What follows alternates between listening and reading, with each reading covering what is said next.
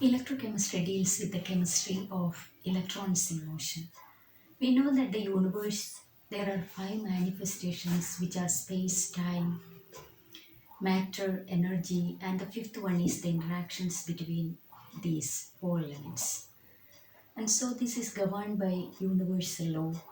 That's the law of conservation.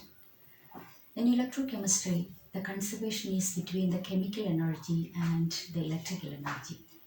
Chemical energy is the energy derived from a chemical reaction, and it can manifest as any type of work like heat, energy, light, and electrical energy is basically a form of chemical energy.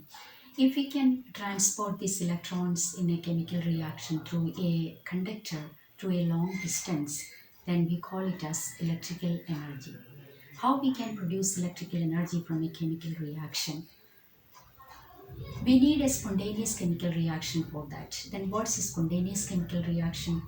A reaction which takes place without the direct application of energy. And if we are getting a spontaneous chemical reaction, we can produce electricity from that chemical reaction. And in the reverse condition, if we are applying the electrical energy, we can produce a chemical reaction that's also a non-spontaneous chemical reaction with the application of electrical energy. And the whole concept is termed as electrochemistry. But this concept dates back to 4000 years. In an ancient Indian text, Agastya Samhita, I say the great ancient Indian scientist Agastya, who described the whole concept of electrochemistry. He produced electricity from metals copper and zinc with the help of the electrolyte copper sulfate. And the electricity produced from that is utilized for the splitting of water into two, oxygen and hydrogen.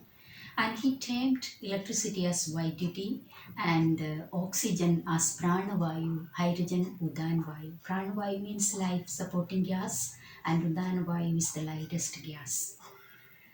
And after 4000 years, with all theoretical evidence, the first electrochemical cell is produced by Professor Alessandro Volta with the same chemistry, copper and zinc. But our challenge is that in that ancient text, electricity is described as two components. That means Mitra and Varuna. Mitra means the basically any stellar energy or heat energy, and Varuna is the symbol of hydro energy.